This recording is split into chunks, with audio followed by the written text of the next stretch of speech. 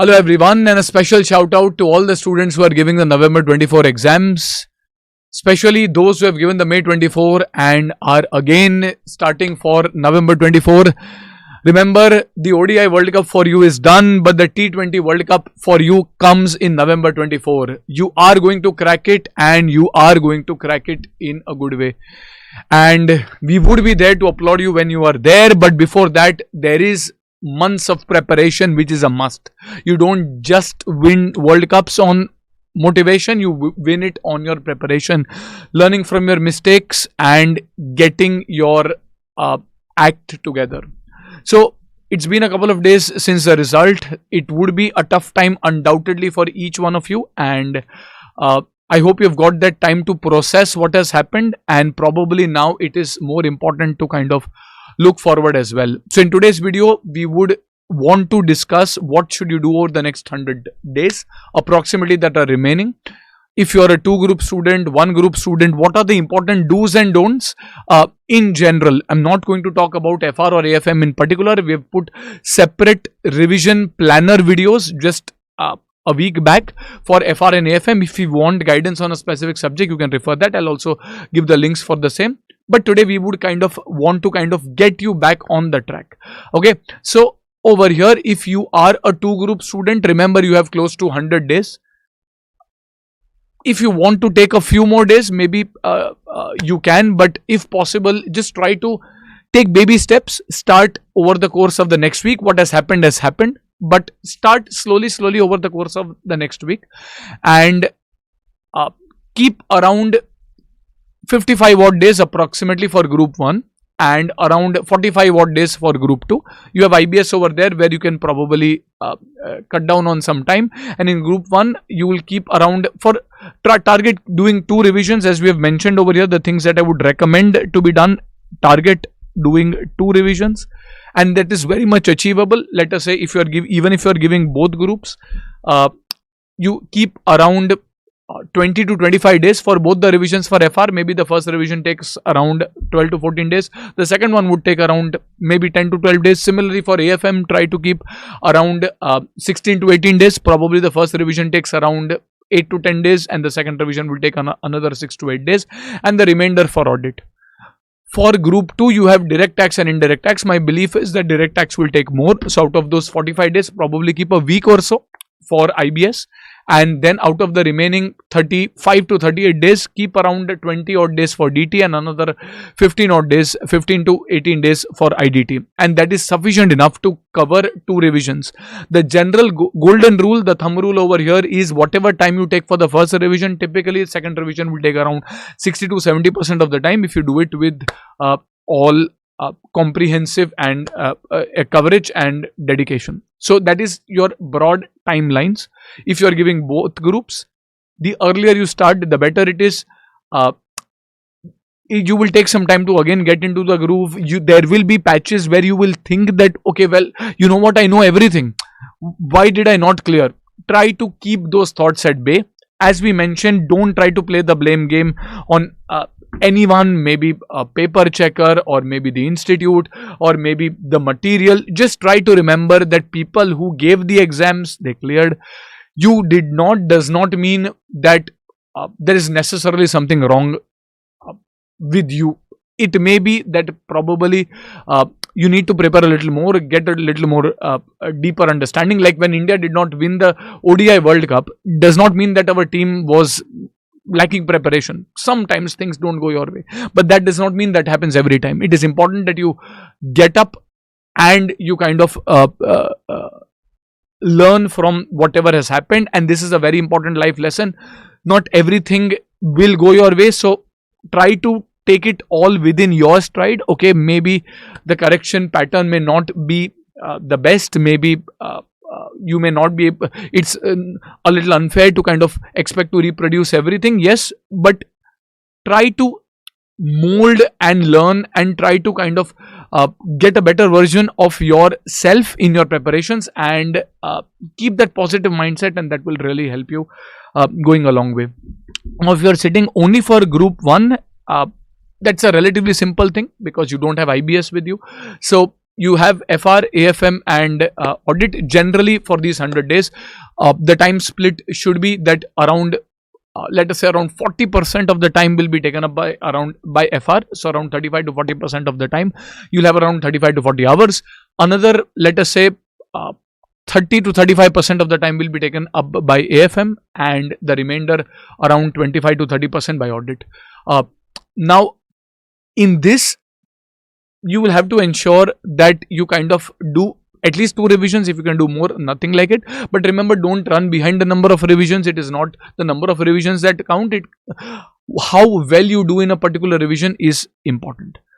Similarly, when you do group 2, a lot of your time will be taken up by DT and IDT, so you can easily safely put around 40% again around DT. So you will take FR and DT almost the same time, around 30-35% of the time towards IDT. But now IBS becomes a little tricky, because do we study everything? It's an open book. Well, yes, you will have to at least refer the revision videos and be abreast with things of your FR, of your AFM, of audit, because this will come in your IBS paper. The initial worry that we had about IBS is now hopefully a little more mitigated, in the sense that scoring was quite decent, I would say, in the IBS paper, and rarely did we find that students who could do reasonably well in the other papers struggled in the IBS paper. No, if you struggled in the other papers, by the way, you also struggled in IBS. If you were decent enough in the other papers, by the way, you were good in IBS as well. So for us only group 2 student, yes, your group 2 subjects are by and large sorted, but you kind of will have to spend some time. Probably you'll have to devote an additional week of your time probably to kind of get in touch back with your FR, audit, and to some extent AFM, because AFM does not come as much in IBS in general, but at least you will have some coverage of FR and audit. Obviously, nevertheless, for everyone, you will have to kind of do a bit of law and your costing as well. So that is your broad split for your starting. Now again, a lot of times students spend a lot of time in just trying to get the best possible plan. Trust me, no one has that. AIR1 does not have that. Probably I am not, I cannot say that for a certainty, but in general, no one has the perfect plan. Sitting in front of the book, spending that time, having a broad understanding that these are the number of days in which I have to complete, and not micro plan, not necessarily micro planning. That's fine.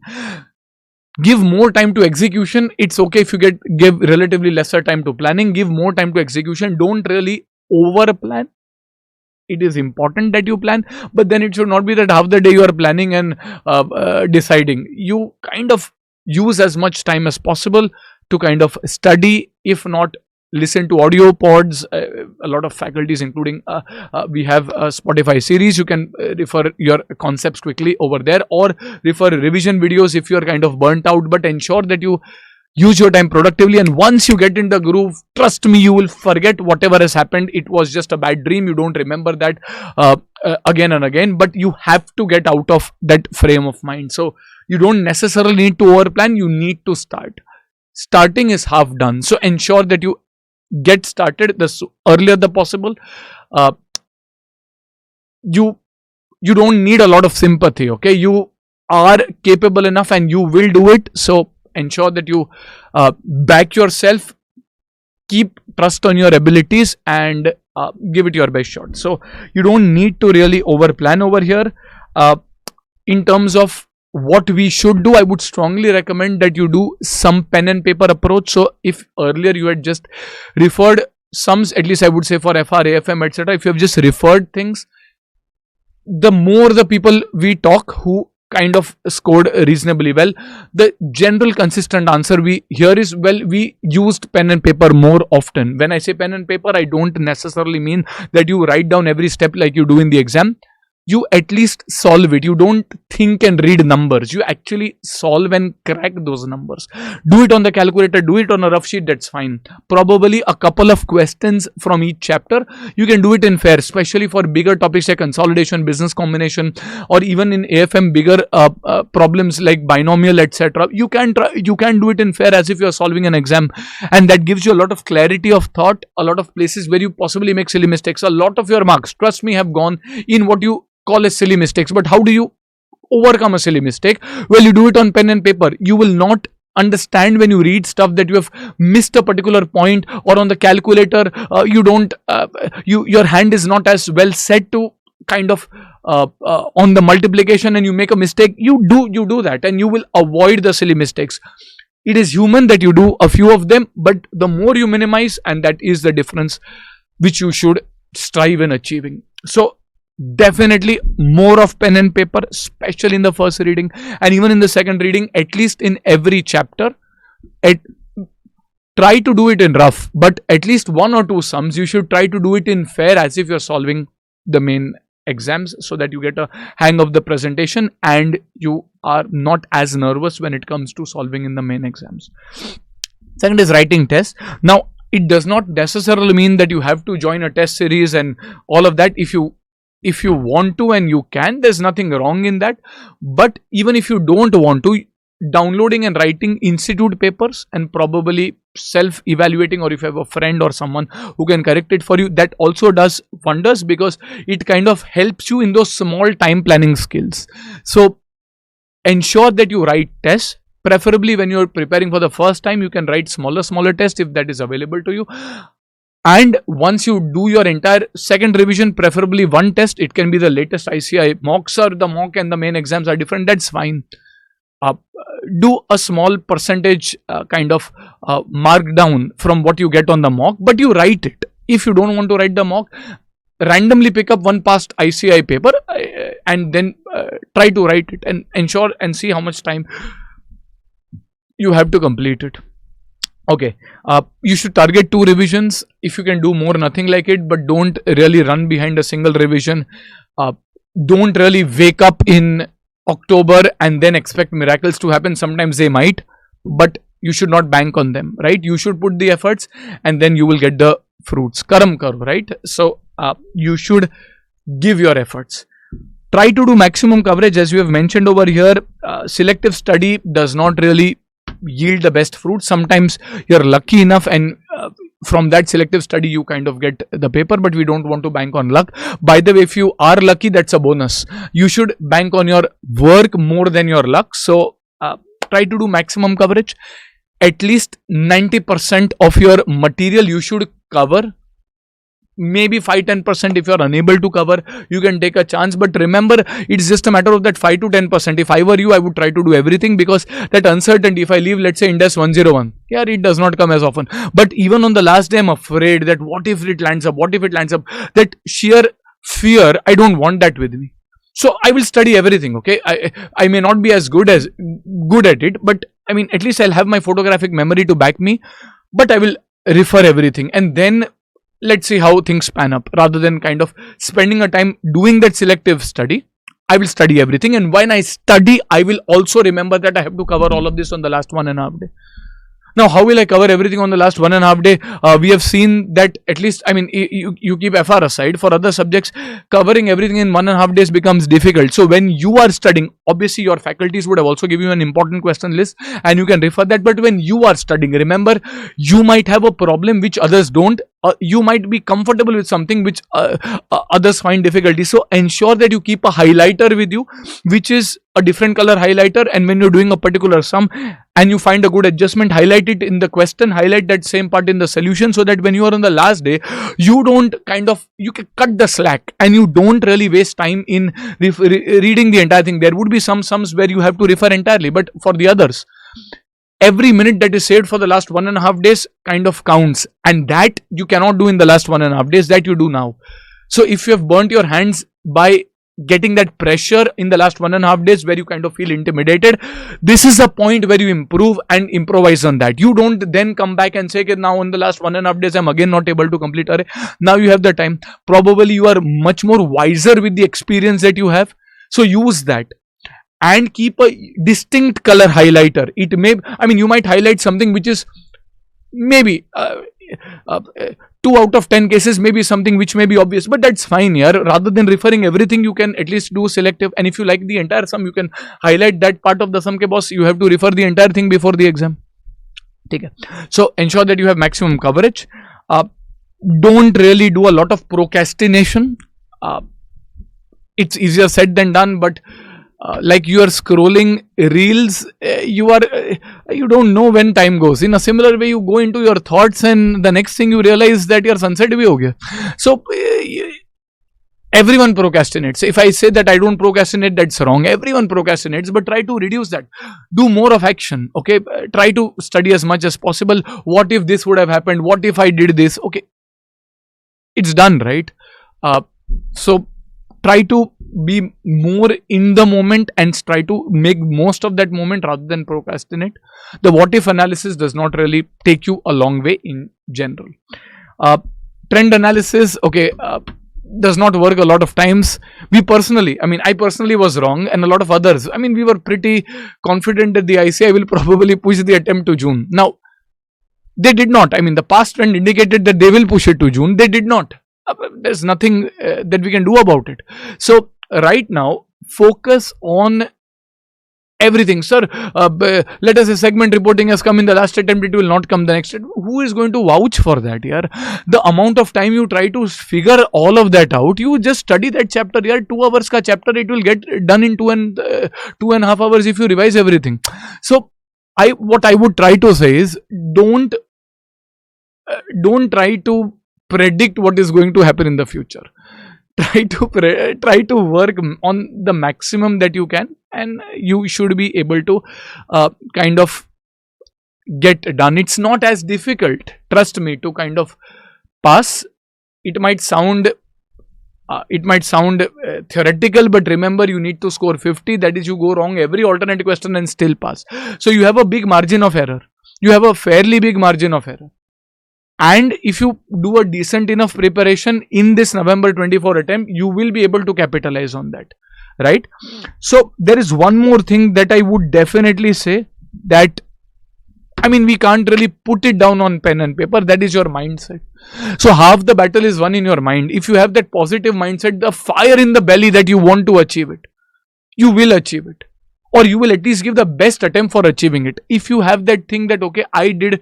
So the general thought, and I will not blame anyone for that, is I have studied everything. When I revise that same thing, I see that I know everything. Yeah, maybe ask yourself that maybe your concept might not be as clear. Sir, how will we know that?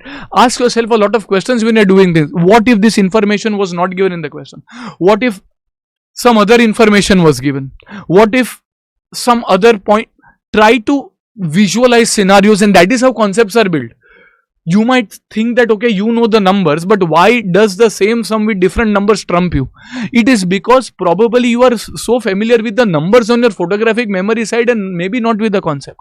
So maybe introspect, okay? I'm not saying that is an issue necessarily, but I'm saying you try to take it in your stride, and okay, if I've done this sum, maybe some other sums, some other adjustments, if they were to come, how would I have solved it? Or what would I do? Maybe 7 out of 10 times you will find the answer, 3 out of 10 you might not find the answer. You can ask doubts to your friends, faculties, etc. But nevertheless, make that attempt of thinking. And do more of pen and paper. Try to, to be honest, jumping between different materials of any faculties or institute, largely, I would say generalize it, and you can take feedback from your friends, they would know best. But generally, the faculty material that you have done, and probably if you want to do something else, just seeing the institute material if required, just for that mental peace. Covering 50 different variety of problems is not mandatory. Remember, 90% of the problems that came into your paper were from broadly your institute's material only, faculty material, institute material, whatever it is. Maybe 5-10% may be out, but your energy, if you focus your energy on getting your 90% right, yes, we can work around the other 10%, but pehle yaar apka 90% theek hona chahiye. Your core should be right, okay? So that is broadly about it for individual subjects, and how to target probably scoring an exemption above, or the study plan for individual subjects. We'll come to that. But what I want you to comment and tell me is that you are starting, and you are starting studying now, or you're starting studying in the next week. Please give that commitment to you. There have been so many people who earlier had messaged and then I will clear, and then they came back and said, sir, we have cleared. Okay, so that really helps. So ensure that you probably give that message to yourself that I am starting soon, I will start now, I will clear. Starting now and I will clear November 24. Ensure that you will do that, and we will be there to cheer for you, whether it be on Marine Drive or wherever it is. We will be there to cheer for you when you lift your membership certificate post your November 24 exams. Okay, so ensure you have a positive mindset, a smile on your face, and let's be ready to face the November 24 exams. Good luck, and I'll see you soon with more revision videos. Bye bye, take care.